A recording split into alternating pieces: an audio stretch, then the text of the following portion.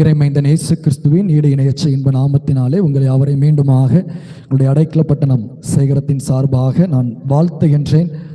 ஆண்டவர் தாமே இந்த வேளையிலும் நம்மோடு பேசுவாராக. இந்த நாளிலே நம்முடைய தியானத்திற்காக எடுத்துக்கொண்ட வேத பகுதி ராஜாக்களின் முதலாம் புத்தகம் 17ஆம் அதிகாரம் முதல் 7 வசனங்கள். 1 ராஜாக்கள் 17 முதல் 7 வசனங்கள். என் வாக்கின்படியே அன்றி இந்த வருஷங்களிலே பனியும் மழையும் பெய்யாதிருக்கும் என்று இஸ்ரவேலின் தேவனாகிய கர்த்தருக்கு முன்பாக நிற்கிற நான் அவருடைய ஜீவனை கொண்டும் சொல்கிறேன் என்றான். பின்பு கர்த்தருடைய வார்த்தை அவனுக்கு உண்டாயிற்று. அவர், நீ இவ்விடத்தை விட்டு கீழ் திசையை நோக்கி போய் யோர்தானுக்கு நேராயிருக்கிற கேரி தாற்றண்டையில் ஒளிந்து கொண்டீரு. அந்த ஆற்றின் தண்ணீரை குடிப்பாய். அங்கே உன்னை போஷிக்க காகங்களுக்கு கட்டளையிடுவேன் என்றார். அவன் போய் கர்த்தருடைய வார்த்தையின்படியே யோர்தானுக்கு நேராயிருக்கிற கேரி தாற்றண்டையிலே தங்கியிருந்தான். காகங்கள் அவனுக்கு விடியற்காலத்தில் அப்பமும் இறைச்சியும் சாயங்காலத்தில் அப்பமும் இறைச்சியும் கொண்டு வந்தது. தாகத்திற்கு அந்த ஆற்றின் தண்ணீரை குடித்தான். தேசத்தில் மழை பெய்யாதபடியினால் சில நாட்களுக்கு பின்பு அந்த ஆறு வற்றி போயிற்று. கிறிஸ்துவுக்குள் அன்பானவர்களே, நான் வாசிக்க கேட்ட இந்த வேத பகுதியிலே ஒரு ஆற்றங்கரையை குறித்து சொல்லப்பட்டிருக்கு. அதனுடைய பெயர் என்ன? கேரித் ஆற்றண்டையிலே. ஆறுகளுக்கு நிச்சயமாக நாம் சென்றிருப்போம். நமக்கு மிகவும் அறிமுகமான ஒரு ஆறு தாமிரபரணி ஆறு. ஆற்றங்கரையிலே பல நேரங்களிலே நம்ம சுற்றுலாக்களுக்கு சென்றிருப்போம். அந்த இடங்கள் நமக்கு மிகவும் மகிழ்ச்சி தரக்கூடிய இடங்களாக, ஒரு நல்ல இயற்கை சூழல் நிறைந்த ஒரு பகுதியாக காணப்படக்கூடியதுதான் ஆற்றங்கரை. இந்த நாளிலே இந்த கேரித் ஆற்றங்கரை அனுபவத்தை குறித்து தான் நாம் தியானிக்க இருக்கின்றோம். யாருடைய வாழ்க்கையில இந்த அனுபவம் ஏற்பட்டது? எலியா தீர்க்கதரிசனுடைய வாழ்க்கையிலே இந்த கேரித் ஆற்றங்கரை அனுபவம் ஏற்படுகின்றது. இந்த 2 ராஜாக்கள் 17ஆம் அதிகாரத்தில் மாத்திரம்தான் இந்த கேரித் ஆற்றங்கரையை குறித்து வருகின்றது. 2 முறை வேதாகமத்திலே பதிவு செய்யப்பட்டிருக்கிறது. ஒரே வேத பகுதியில் வருகின்றது. இந்த ஆற்றங்கரை எங்கு இருக்கிறதாக சொல்லப்பட்டிருக்கிறது? 5வது வசனத்தை ஒருவர் வாசிப்போம்.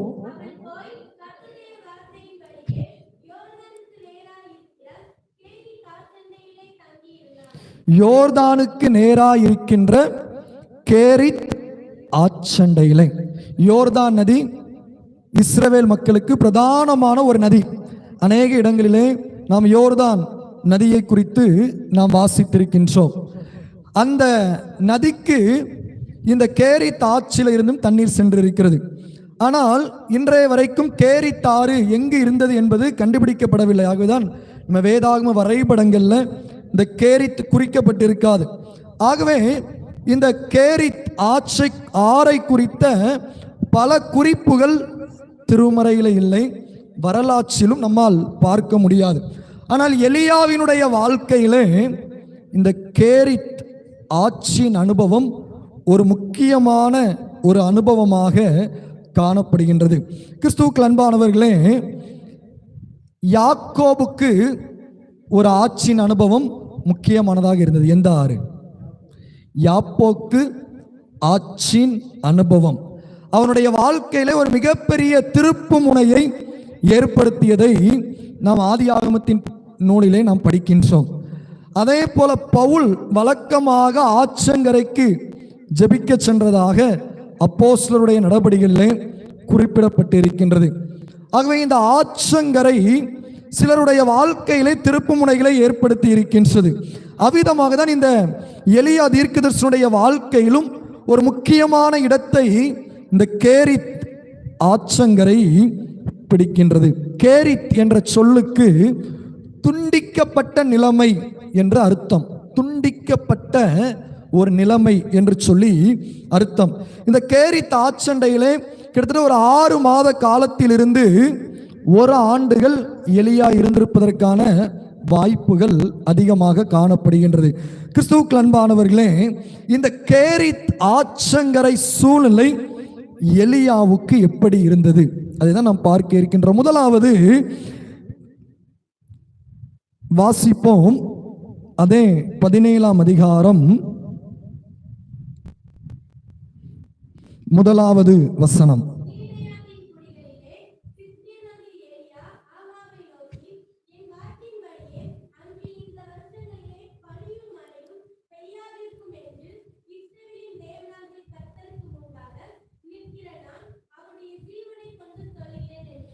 முதலிலே இந்த கேரித் ஆற்றங்கரை அனுபவம் எலியாவுக்கு எப்படி இருந்தது என்றால், அடைக்கப்பட்ட நிலைமை. அடைக்கப்பட்ட நிலைமை. எலியாவினுடைய வார்த்தையின்படியே வானம் அடைக்கப்பட்டது, மழை பெய்யவில்லை. இது எந்த காலகட்டத்தில் நடைபெறுகின்றது? ஆகாப் ராஜாவினுடைய காலகட்டம். இஸ்ரவேலிலே கொடுமையான ஆட்சி செய்த ஒரு முக்கியமான ஒரு ராஜா இந்த ஆகாப். அவ்வளவு மோசமான ஒரு ஆட்சி காலகட்டம் இந்த ஆகாப்பினுடைய காலகட்டம். எசபேல் அவருடைய மனைவி இருவரும் அவ்வளவு கொடுமையாக ஜனங்களை அங்கு வழி நடத்தினார்கள். ஏழைகள் துன்புறுத்தப்பட்ட ஒரு காலகட்டம். விக்கிரக வழிபாடு, தோப்பு விக்கிரகங்கள் பெருகி இருந்த ஒரு காலகட்டம். தீர்க்கதரிசிகள் கொல்லப்பட்ட ஒரு காலகட்டம் இந்த ஆகாப் ராஜாவின் காலகட்டம். ஆகாப்பை குறித்து நாம் அநேக காரியங்களை அறிந்திருக்கின்றோம். இஸ்ரவேலின் தேவனாகிய கர்த்தருக்கு கோபத்தை மூட்டின அரசர். ஆகாப்பும் எசபேலும் அந்த அளவிற்கு கடவுளை விட்டு பின்வாங்கி போன நிலைமையிலே அவர்கள் வாழ்ந்தது மாத்திரமல்லாமல் இஸ்ரவேல் ஜனங்களையும் வழி நடத்தினார்கள். அப்படிப்பட்ட நிலைமையில தான் கடவுள் யார் என்று நிரூபிப்பதற்காக எலியா தீர்க்கதரிசியை இந்த 17வது அதிகாரத்திலே அனுப்புகின்றார். கிளையாத்தின் குடியில் உள்ள திஸ்பியனாகிய எலியா ஆகாப்புக்கு முன்பாக திடீரென போய் நிற்கின்றார். தேசத்திலே மழை பெய்யாதிருக்கும் என்கின்ற ஒரு செய்தி அறிவிக்கப்படுகின்றது. எந்த ஒரு ராஜாவும் தன்னுடைய காலகட்டம் வறட்சியின் காலகட்டமாக இருக்க வேண்டும் என்று விரும்புவதில்லை. தன்னுடைய காலகட்டத்தில் எல்லா நன்மைகளும் நடைபெற வேண்டும் என்று விரும்புவார்கள். ஆகவே இந்த செய்தி ஆகாப்புக்கு மிகப்பெரிய அதிர்ச்சியை கொடுத்திருக்கும். என்னுடைய காலகட்டத்தில் ஒரு வறட்சியா, ஏற்கனவே கர்த்தரை விட்டு பின்வாங்கி போன நிலைமை. ஆகவே அவனுக்கு அநேக தீர்க்கதரிசிகளை கொன்று போட்ட ஒரு காலகட்டம் அந்த காலகட்டம். இந்த சூழ்நிலையில வானம் மாத்திரம் அடைக்கப்படவில்லை, எலியாவுக்கு இருந்த திறந்த வாசலும் அடைக்கப்பட்ட நிலைமை. எலியா இந்த வார்த்தையை சொல்லிட்டு இனி ஆகாப்புக்கு முன்பாக நிற்க முடியுமா? முடியாதா? முடியாது. மோசை பார்வோனை சந்தித்து பேசுகின்ற போது கூட பார்வோன் சொல்கிறார், இனி நான் உன் முகத்தை காணக்கூடாது என்று மோசையை பயமுறுத்தி அனுப்புகின்றார். அப்படி என்றால் ஏன் ஆண்டவர் எலியாவை கேரித் ஆற்றங்கரைக்கு கொண்டு செல்கின்றார்? ஒரு அடைக்கப்பட்ட நிலைமை. கர்த்தர் எலியாவினுடைய பாதையிலே ஒரு பூட்டை போட்டு அடைக்கின்றார். எலியா கர்த்தருக்காக ஓடிக்கொண்டே இருந்த மனிதன் இப்பொழுது ஆற்றங்கரையிலே அவன் ஓய்வெடுக்கக்கூடிய ஒரு காலகட்டமாக இந்த சூழ்நிலை மாறுகின்றது. கடவுள் எலியாவினுடைய கதவை அடைத்து போடுகின்றார். எதற்காக? அங்கு இஸ்ரவேல் ஜனங்கள் கடவுளை புரிந்து கொள்ள வேண்டும் என்பதற்காக. ஆகதான் அங்கு எழுதப்பட்டிருக்கிறது 3வது வசனத்தில், நீ ஒளித்து கொண்டிரு. கேரித் ஆற்றங்கரைக்கு ஏன் எலியா போறாரு? ஒளிந்து கொள்வதற்காக. அப்ப ஆகாப் எலியாவையும் கொள்வதற்கு வகை தேடுகின்றான். எலியாவையும் எப்படியாவது கொன்று போட்டு விட வேண்டும். எலியா எப்படி எனக்கு விரோதமாக, என்னுடைய தேசத்திற்கு விரோதமாக மழை பெய்யாதிருக்கும் என்று தீர்க்க தரிசனம் சொல்ல முடியும் என்று சொல்லி எலியாவை கொலை பண்ணுவதற்கு அவன் திட்டம் தீட்டுகின்றான். ஆகவேதான் கடவுள் எலியாவுக்கு ஒரு அடைக்கப்பட்ட சூழ்நிலையை கொடுக்கின்றார். ஆண்டவர் அங்கு சொல்லுகின்றார், கோ அண்ட் கைட், நீ போய் ஒளித்து கொண்டிரு. ஒரு அடைக்கப்பட்ட நிலைமை. ஒருவேளை அந்த கேரித் ஆற்றங்கரை ஒரு பறந்து விரிந்த பகுதியாக இருந்தாலும் எலியாவுக்கு அது அடைக்கப்பட்ட நிலைமை. அவன் மற்ற மனிதர்களைப் போல அங்கு தன்னுடைய பகுதிகளிலே நடமாட முடியாத ஒரு நிலைமை, பயத்தோடு நடுக்கத்தோடு அந்த அடைக்கப்பட்ட சூழ்நிலையிலே அவன் தவிக்கின்றான். இரண்டாவது, எலியாவுக்கு இது எப்படிப்பட்ட நிலைமையா இருந்தது? தனிமையின் நிலைமை. எலியாவுக்கு இது தனிமையின் நிலைமை. அவனுக்கு உணவு கொடுப்பதற்கு கூட யாரை அனுப்ப முடியல? மனிதர்களை அனுப்ப முடியவில்லை. எதன் மூலமாக அவனுக்கு உணவு கிடைத்தது? காகங்கள் அவனுக்கு விடியற் காலத்தில் அப்பமும் இறைச்சியும், சாயங்காலத்தில் அப்பமும் இறைச்சியும் கொண்டு வந்தது என்று எழுதப்பட்டிருக்கிறது. இந்த காகம் நோவாவின் இதற்கு பயன்படுத்தப்படுகின்ற வார்த்தை எபிரேய வார்த்தை.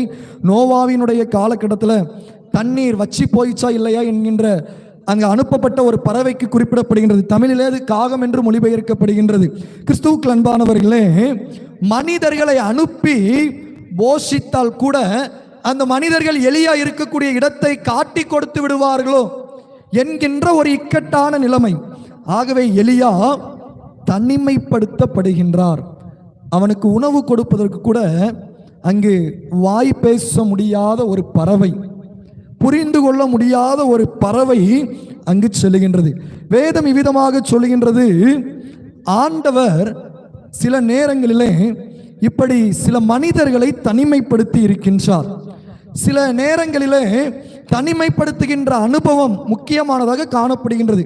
நாம் ஏற்கனவே கேட்டதைப் போல யாக்கோபு எல்லாவற்றையும் அனுப்பிவிட்டு யாப்போக்கு ஆற்றங்கரையிலே தன்னை தனிமைப்படுத்தி கொண்டான் என்று சொல்லி பார்க்கின்றோம்.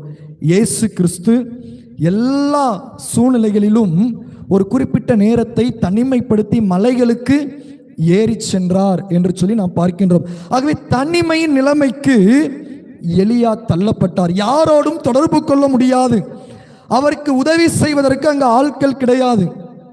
அப்படிப்பட்ட ஒரு நிலைமை. ஆகவே இந்த எலியாவினுடைய நிலைமை இரண்டாவது எப்படி காணப்பட்டது? தனிமையாக்கப்பட்ட நிலைமை. கொரோனா காலகட்டங்களில் மனிதர்கள் தனிமைப்படுத்தப்பட்டார்கள். ஆனால் தொடர்பு கொள்வதற்கு பல வசதிகள் இருந்தது. பராமரிப்பதற்கு மருத்துவர்கள், செவிலியர்கள் இருந்தார்கள். தொடர்பு கொள்ள தொலைத்தொடர்பு சாதனங்கள் நம்முடைய கரங்களில் இருந்தது. மருத்துவமனையில் அவர்கள் இருந்தால் கூட நம்ம வீடியோ காலில் அவர்களை பார்க்க முடிந்தது. ஆனாலும் அது மிகப்பெரிய தனிமையாக நாம் உணர்ந்தோம்.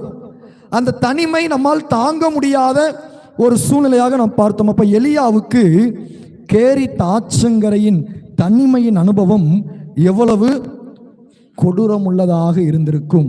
நாம் நம்முடைய வீட்டிற்குள்ளாகவே ஒரு 24 hours 24 மணி நேரம் வெளியே வராமல் நம்மளால் இருக்க முடியாது.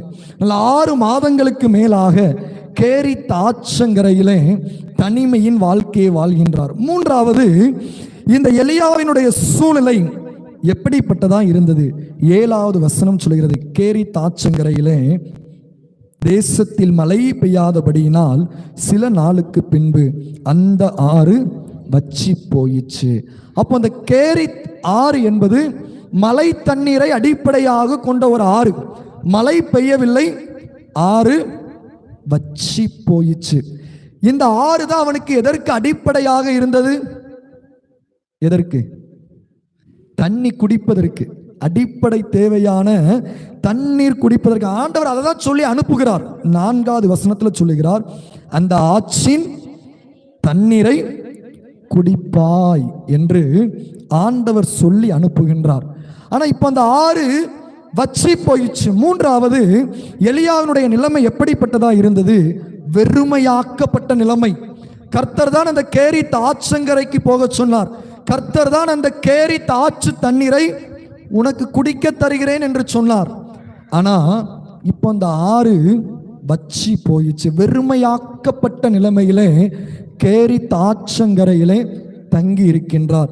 வெறுமையாக்கப்பட்ட நிலைமை, எம்டினஸ். அவனுடைய வாழ்க்கையிலே வெறுமையான ஒரு வனாந்திர பாதையிலே அவன் கடந்து செல்லுகின்றான். இஸ்ரவேல் ஜனங்கள் வனாந்திரத்தில் நடந்து வந்த பொழுது அவர்கள் பல நேரங்களில் இந்த வெறுமையான சூழ்நிலையை கடந்து வந்தார்கள். குடிப்பதற்கு தண்ணீர் கூட இல்லாத அவாந்திர வெளியிலே அவர்கள் நடத்தப்பட்டார்கள். பார்வோனுடைய அரண்மனையிலே மிகுந்த செல்வாக்கோடு வாழ்ந்து கொண்டிருந்த மோசே வெறுமையாக்கப்பட்டவனாக 40 ஆண்டுகள் மீதியானியருடைய வனாந்திரத்திலே வாழ்ந்து வந்ததை நாம் அறிந்திருக்கின்றோம். எல்லாம் அவனுக்கு எளிதாக பார்வோனுடைய அரண்மனைகளை கிடைத்தது. எல்லாவற்றையும் அவன் எளிதாக பெற்றுக்கொள்ள முடியும். பார்வோனுடைய குமாரத்தின் மகன் என்கின்ற அந்தஸ்து அவனுக்கு கிடைத்திருந்தது. தனக்கு கிடைத்த அந்தஸ்து, தனக்கு எளிதாக கிடைக்கக்கூடிய எல்லாவற்றையும் அவன் உதறி தள்ளிவிட்டு வெறுமையாக்கப்பட்டவனாக 40 ஆண்டுகள் வனாந்திரத்திலே ஆடுகளை மேய்த்து கொண்டிருந்தான். இது வெறுமையாக்கப்பட்ட ஒரு நிலையை குறிக்கின்றது. அதே போலதான் எலியா அங்கு கேரித் ஆற்றங்கரையிலே தன்னுடைய வெறுமையான சூழ்நிலையை அவன் அனுபவித்துக் கொண்டிருக்கின்றான். 3 நிலைமைகளை குறித்து நாம் பார்த்தோம். முதலாவது என்ன பார்த்தோம்? அடைக்கப்பட்ட நிலைமை. அவன் எங்கும் செல்ல முடியாதபடிக்கு அடைக்கப்பட்ட ஒரு நிலைமையிலே அவன் காணப்பட்டான். இரண்டாவது, தனிமைப்படுத்தப்பட்டான். யாரோடும் தொடர்பு கொள்ள முடியாது, தனிமையின் ஒரு கொடூரத்தை அவன் அனுபவித்தான். மூன்றாவது, வெறுமையாக்கப்பட்ட நிலைமை. அவனிடத்துல குடிப்பதற்கு தண்ணீர் கூட இல்லாத அளவிற்கு வெறுமையாக்கப்பட்ட நிலைமையிலே கேரித் ஆற்றங்கரை அனுபவம் அவனுக்கு காணப்படுது. ஏன் இப்படிப்பட்ட ஒரு அனுபவத்தை ஆண்டவர் எலியாவுக்கு கொடுக்க வேண்டும்? ஏதோ ஒரு சூழ்நிலையிலே நீங்களும் நானும் இந்த கேரித் ஆற்றங்கரை அனுபவத்தை கடந்து வந்திருப்போம். 4 புறமும் அடைக்கப்பட்ட நிலைமையை நாம் கடந்து வந்திருப்போம். தனித்து விடப்பட்ட நிலைமையிலே நாம் கடந்து வந்திருப்போம். எல்லாம் முடிந்து போய்விட்டது, வெறுமையாக்கப்பட்ட நிலைமையிலே நாம் கடந்து வந்திருப்போம். நாம் நம்மையே யோசித்து பார்ப்போமே என்றால், நீங்களும் நானும் ஒரு ஆற்றங்கரைக்கு செல்லாவிட்டாலும் நம்முடைய வாழ்க்கையில இந்த கேரித்தின் அனுபவம் நிச்சயமாக இருந்திருக்கும். எலியாவை போன்று கேரித்தின் அனுபவத்தை நாமும் கடந்து வந்திருப்போம். இன்றைய வரைக்கும் நாம் யோசித்துக் கொண்டிருக்கலாம், ஏன் இந்த சூழ்நிலை எனக்கு ஏற்பட்டது, ஏன் இந்த கேரித்தின் அனுபவம் எனக்கு ஏற்பட்டது, ஏன் இந்த கேரித்தின் பாதை எனக்கு கொடுக்கப்பட்டது. அதிலிருந்து நம்ம மீண்டு வந்திருக்கலாம். ஆனால் அதற்குரிய பதிலை நாம் பல நேரங்களிலே இன்றைக்கும் யோசித்துக் கொண்டிருக்கலாம். கிறிஸ்துவுக்கு அன்பானவர்களே, இந்த கேரித்தின் ஆற்றங்கரை அனுபவம் நமக்கு கற்றுத்தருகின்ற முதலாவது காரியம், கர்த்தர் பாதுகாக்கின்றார். ஏன் எலியாவுக்கு அடைக்கப்பட்ட நிலைமை? ஏன் எலியாவுக்கு அடைக்கப்பட்ட நிலைமை? அவர் பாதுகாத்தார். எலியாவுக்கு பாதுகாப்பை கொடுப்பதற்காக எங்கு அழைத்து சென்றார்? கேரித் ஆற்றங்கரைக்கு அழைத்து. பல நேரங்களில் நம்முடைய வாசல்கள் பூட்டப்பட்ட நிலைமைகளாக இருக்கலாம். பல நேரங்களில் 4 புறமும் நாம் எங்கும் செல்ல முடியாதபடிக்கு இக்கட்டான நிலைமைகளை போல நாம் கடந்து செல்லலாம். ஒருவேளை அந்த சூழ்நிலை ஆண்டவர் நம்மை பாதுகாப்பதற்காக அந்த கேரித்தின் அனுபவத்தை நமக்கு தருகின்றார். சங்கீதத்திலே நாம் வாசிக்கின்றோம். சங்கீதம் 27:5.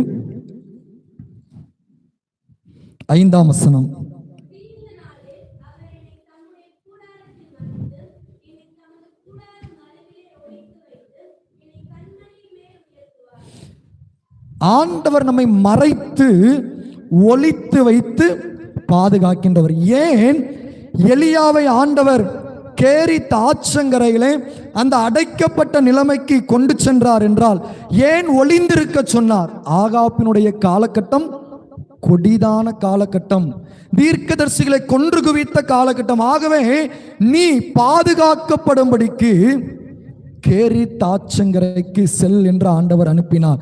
அடைக்கப்பட்ட சூழ்நிலை நமக்கு சோதனையின் காலகட்டம் என்று புரிந்து கொள்வதை காட்டிலும் பாசிட்டிவா, நேர்மறையாக, கர்த்தர் என்னை பாதுகாக்கின்ற காலகட்டம், கர்த்தர் என்னை பாதுகாப்பதற்காக இந்த சூழ்நிலையை அனுபவித்திருக்கின்றார் என்று நாம் எண்ணலாம். நாம் அகமதாபாத் விமான விபத்தை குறித்து நாம் கேள்விப்பட்டோம். சில நிமிடங்கள் தாமதமாக சென்ற ஒரு பெண்மணி அந்த விமானத்தை தவறவிட்டது அவருடைய உயிரை காப்பாற்றியது. ஒருவேளை விமான நிலையத்திற்குள் அவள் அனுமதிக்கப்பட முடியாமல் அவருடைய கால தாமதத்தால் கதவுகள் அடைக்கப்பட்டிருக்கலாம். விமானத்தின் கதவுகள் அடைக்கப்பட்டு அது மேலே பறந்திருக்கலாம். அவள் வந்த பொழுது அந்த அடைக்கப்பட்ட சூழ்நிலை அவளை பாதுகாத்தது. பல நேரங்களில் நம்முடைய வாழ்க்கையிலே கதவுகள் அடைக்கப்படுமே என்றால், இக்கட்டான நிலைமையிலே நாம் இருப்போமே என்றால், நாம் புரிந்து கொள்ளக்கூடிய காரியம், கர்த்தர் கேரித் ஆற்றங்கரையிலே என்னை பாதுகாக்கின்றார். நாம் யோபு 38:41 படிக்கின்ற பொழுது, அந்த ரேவன்ஸ் என்று பயன்படுத்தப்படுகின்ற அந்த வார்த்தை தமிழில் காகங்கள் என்று மொழிபெயர்க்கப்படுது.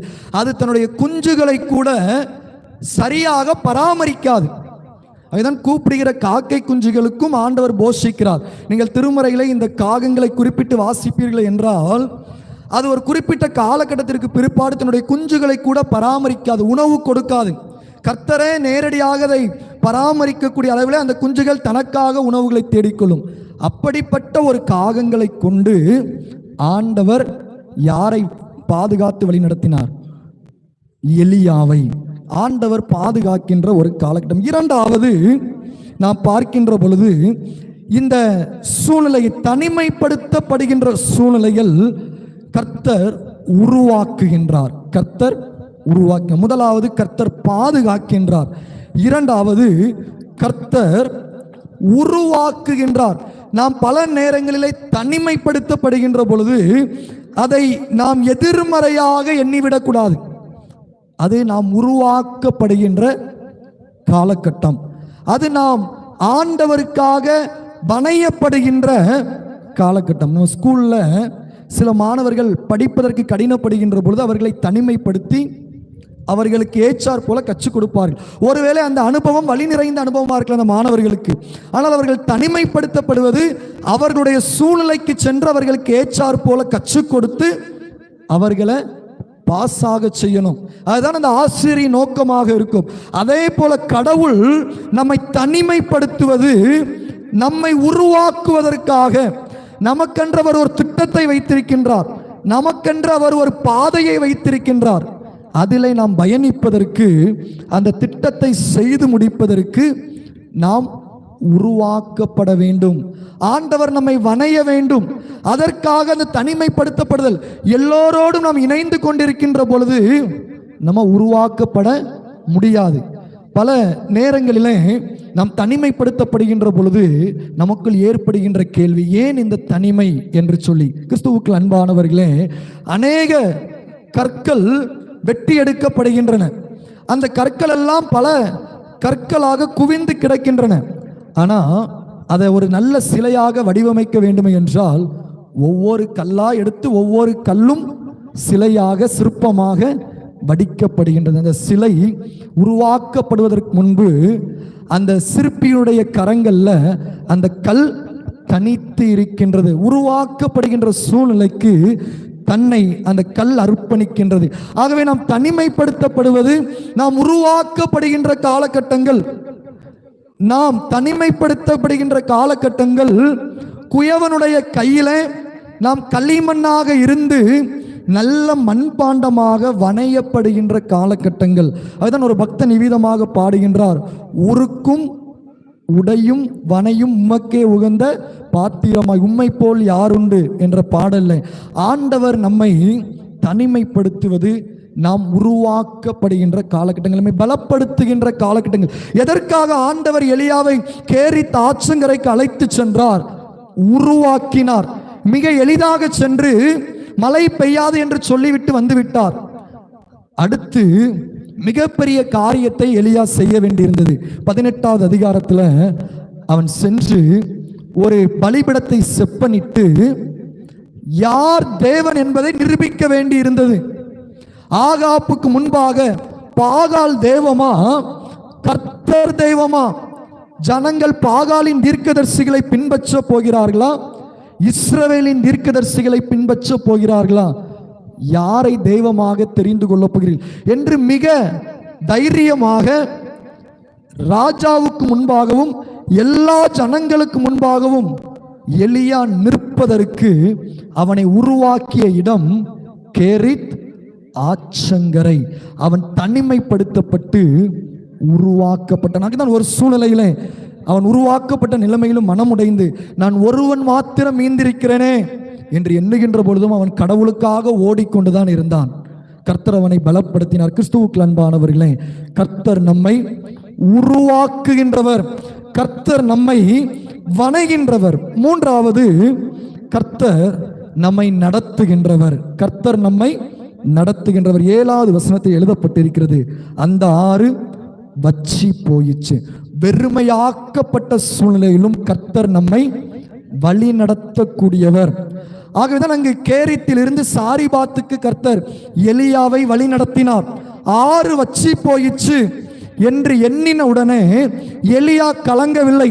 அந்த வெறுமையாக்கப்பட்ட சூழ்நிலையிலே நான் என்ன செய்வேன் என்றவன் திகைக்கவில்லை. அப்பொழுது கர்த்தருடைய வார்த்தை அவனுக்கு உண்டாயிற்று. நமக்கு வெறுமையாக்கப்படுகின்ற சூழ்நிலை வருகின்ற பொழுது ஆண்டவருக்கு அது தெரியும். என்னுடைய மகன், என்னுடைய மகள் இந்த வெறுமையாக்கப்பட்ட நிலைமையில் இருக்கிறார், அவனை வழி நடத்த வேண்டும் என்பது நம்மை படைத்த ஆண்டவருக்கு தெரியும். அதுதான் கர்த்தர் எலியாவை கேரித்திலிருந்து சாரிபாத்துக்கு வழி நடத்துகின்றார். இப்பொழுது சாரிபாத்திலிருந்து கர்மேல் பர்வதத்திற்கு வழி நடத்துகின்றார். கிறிஸ்துவுக்கு அன்பானவர்களே, வெறுமையாக்கப்படுகின்ற சூழ்நிலை கர்த்தரே நம்மை நடத்துகிறார் என்பதற்கு நாம் உணர்ந்து கொள்வதற்காக கர்த்தர் நம்மை வெறுமையாக்குகின்றார். நாம் வெறுமையாக்கப்படுகின்ற சூழ்நிலையில் தான் கர்த்தர் நம்மை எப்படி நடத்துகின்றார் என்பதை நாம் புரிந்து கொள்ள முடியும். கர்த்தர் நம்மை எப்படி தாங்குகின்றார், எப்படி நம்முடைய தேவைகளை பூர்த்தி செய்து நம்மை வழி நடத்துகிறார் என்பதை நாம் அறிந்து கொள்ளக்கூடிய காலகட்டங்கள் வெறுமையாக்கப்பட்ட காலகட்டங்கள். கிறிஸ்துவுக்கு அன்பானவர்களே, 3 காரியங்களை நாம் தியானித்தோம். ஆண்டவர் அடைக்கப்பட்ட நிலைமையை அனுமதிப்பதற்கு காரணம் நம்மை பாதுகாப்பதற்கு, நம்மை தனிமைப்படுத்துவதற்கு காரணம் நம்மை உருவாக்குவதற்கு. நாம் வெறுமையாக்கப்பட்ட நிலைமையிலே இருப்பதற்கு காரணம் அவருடைய வழி நடத்துதலை புரிந்து கொள்வதற்கு. இம்மட்டும் நடத்தினவர் இனிமேலும் நடத்திடுவார் என்ற நம்பிக்கை எது நமக்கு கற்றுத்தரும்? வெறுமையாக்கப்பட்ட சூழ்நிலை தான் நமக்கு கற்றுத்தரும். கிறிஸ்துவுக்கு அன்பானவர்களே, எலியாவினுடைய வாழ்க்கையிலே இந்த கேரி தாச்சங்கரை ஒரு துண்டிக்கப்பட்ட நிலைமை. அந்த ஆட்சியினுடைய பெயரின் அர்த்தம் துண்டிக்கப்பட்ட நிலைமை. ஜனங்களுக்கும் அவனுக்கும் இடையே மிகப்பெரிய ஒரு இடைவெளி. 6 மாதம் முதல் 1 ஆண்டு காலம் அவன் கேரி தாச்சங்கரையிலே தங்கி இருக்கின்றான். அங்கு அது அவனுக்கு ஓய்வெடுக்கக்கூடிய காலகட்டம். அந்த அடைக்கப்பட்ட நிலைமையிலே, தனிமையின் பாதையிலே, அதே போன்று வெறுமையாக்கப்பட்ட சூழ்நிலையிலே நீங்களும் நானும் செய்ய வேண்டிய காரியம் ரெஸ்ட் அண்ட் ப்ரே. நாம் அங்கு ஓடிக்கொண்டிருக்க, பதறிக்கொண்டிருக்க, அடுத்து என்ன செய்வோம் என்று திட்டமிட்டு கொண்டிருக்கக்கூடிய காலகட்டம் கேரித்தின் அனுபவம் அல்ல.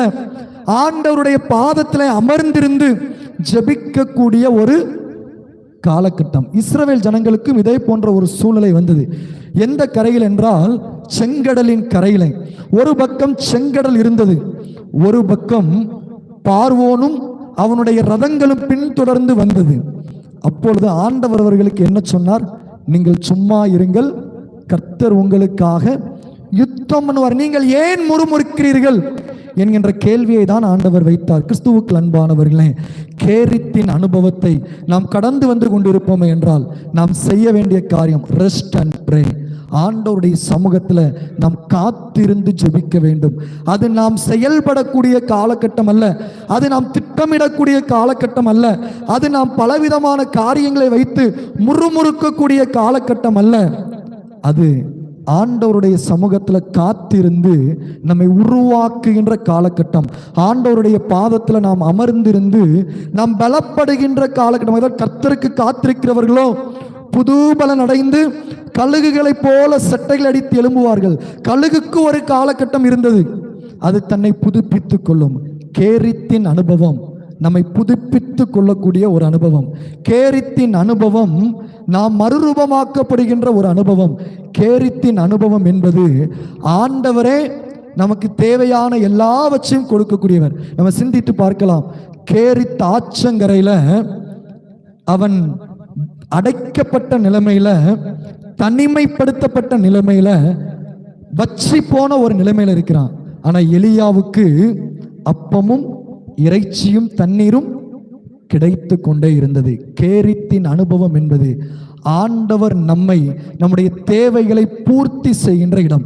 ஆகவே நாம் நம்முடைய கேரித்தின் அனுபவங்களை கடந்து வருகின்ற பொழுது, அடைக்கப்பட்ட இக்கட்டான நிலைமையில இருக்கின்ற பொழுது, தனிமையின் பாதையில வருகின்ற பொழுது, வெறுமையாக்கப்பட்ட நிலைமையில இருக்கின்ற பொழுது ஒன்று மறந்து போய்விடக்கூடாது. Rest and pray. நாம் ஆண்டவருடைய சமூகத்திலே இருந்து ஜெபிக்க வேண்டும். அப்படி இருந்து ஜெபிக்கின்ற பொழுது கர்த்தர் நம்மை வழி நடத்தக்கூடியவர், கர்த்தர் நம்மை பாதுகாக்கக்கூடியவர், கர்த்தர் நம்மை உருவாக்கக்கூடியவர். இருக்கிற இடங்களிலே நாம் தலைகளை சாய்த்து ஆண்டவரை நோக்கி பார்ப்போம். ஒருவேளை இந்த இடத்தில் இருக்கின்ற நாம் இந்த கேரித்தின் அனுபவத்தை கடந்து வந்து கொண்டிருக்கலாம். கேரித்தின் அனுபவத்திலே ஆண்டவரே நீர் என்னோடு இருக்கிறீர் என்பதை உணர்ந்து கொள்ள எங்களுக்கு உதவி செய்யும் என்று சொல்வோமா? கேரித்தின் அனுபவத்தில் கர்த்தரே நம்முடைய ஆதாரம், கர்த்தரே நமக்கு துணை. பாதைகள் அடைக்கப்படுகின்ற பொழுது நம்மால் ஒன்றும் செய்ய முடியாது. நம்மால் பொறுமையோடு காத்திருக்க தான் முடியும். நாம் தனிமைப்படுத்தப்படுகின்ற பொழுது நமக்கு உதவி செய்ய கர்த்தரால் மாத்திரமே முடியும். நாம் வெறுமையாக்கப்பட்ட நிலைமையில ஒரு புதிய வழியை திறந்து தருவதற்கு கர்த்தரால் மாத்திரமே முடியும். தேவனே நம்மை வழி நடத்த முடியும். ஆண்டவரே, இந்த கேரித்தின் அனுபவத்தில் என்னோடு இரும் என்று சொல்லி கேட்போம். ஆண்டவரே, இந்த கேரித்தின் அனுபவத்தில் நீரே என் ஆதாரம் என்று ஆண்டவரிடத்தில் கேட்போமா? ஆதாரம் நீர்தானையா என் துறையே, ஆதாரம் நீர்தானையா. சூதானுலகில்லார் தீதால் மயங்கையில், சூதானுலகில்லார் தீதால் மயங்கையில், ஆதாரம் நீர்தானையா என் துறையே, ஆதாரம் நீர்தானையா. சோதனை அடர்ந்து வேதனை தொடர்ந்து, சோதனை அடர்ந்து வேதனை தொடர்ந்து, துக்கம் மிகும் வேளையில் என் சுகிர்தமே, துக்கம் மிகும் வேளையில் உன் தாசனுக்கு ஆதாரம் நீர்தானையா என் துறையே, ஆதாரம் நீர்தானையா. நான் துணையன நயந்தோரை சொன்னவர், நான் துணையன நயந்தோரை சொன்னவர், நட்டாற்றில் விட்டாரையா தனியனை, நட்டாற்றில் விட்டாரையா. தனியனுக்கு ஆதாரம் நீர்தானையா என் துறையே, ஆதாரம் நீர்தானையா. ஆம் ஆண்டவரே நம்முடைய ஆதாரம். கேரித்தின் அனுபவத்தில் ஆண்டவர் மாத்திரமே நம்முடைய ஆதாரமாய் இருக்க முடியும். ஆண்டவர் மாத்திரமே நம்மை பாதுகாக்க முடியும். ஆண்டவர் மாத்திரமே நம்மை உருவாக்க முடியும். ஆண்டவரால் மட்டுமே நம்மை வழி நடத்த முடியும். அந்த ஆண்டவரிடத்தில், ஆண்டவரே நீரே என் ஆதாரம் அப்பா, என்னுடைய கேரித்தின் அனுபவத்தை நான் கடந்து கர்மேல் பர்வதத்தில் நிற்பதற்கு என்னை உருவாக்கும் என்று ஆண்டவரிடத்தில் கேட்போமா? ஆண்டவரே, இந்த கேரி தாச்சங்கரை அனுபவம் ஆண்டவரே என்னை உருவாக்கட்டும், என்னை உமக்காக பயன்படுத்தும் கருவியாய் மாற்றட்டும். ஆண்டவரே, என்னுடைய வாழ்க்கையில ஏன் என்னுடைய வழிகளை எல்லாம் ஆண்டவர் அடைத்து போடுகின்றார் என்று எண்ணினேனே, இப்பொழுது நான் உணர்ந்து கொள்கின்றேன். கர்த்தர் என்னை பாதுகாக்கின்றார். கர்த்தர் என்னை கேரி தண்டைகளை பாதுகாக்கின்றார். இது பூட்டப்பட்ட சூழ்நிலை, எனக்கு எதிர்மறையான சூழ்நிலையே அல்ல. கர்த்தர் என்னை பாதுகாக்கக்கூடிய சூழ்நிலை, கர்த்தரே என்னை போஷிக்கக்கூடிய சூழ்நிலை என்ற ஆண்டவரிடத்துல நம்மை அர்ப்பணிப்போமா? யார் என்னுடைய வழியை திறக்க முடியும்?